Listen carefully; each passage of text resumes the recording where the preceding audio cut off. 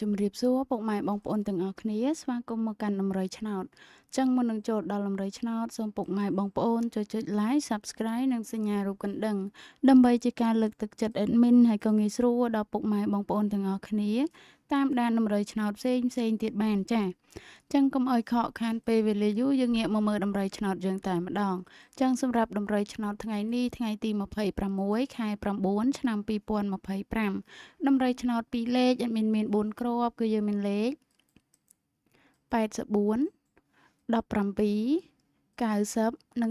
08ចាចំណែកខ្ទង់អូវិញមាន2ខ្ទង់គឺយើងអូ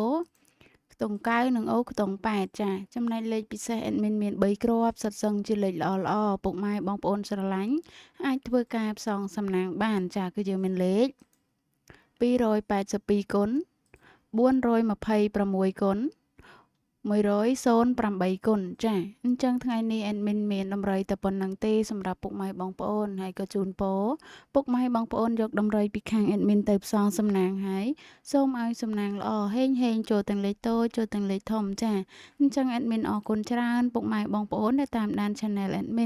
ជួបនៅថ្ងៃស្អែកបន្តទៀតចាសូមអរគុណសូមសំណាងល្អ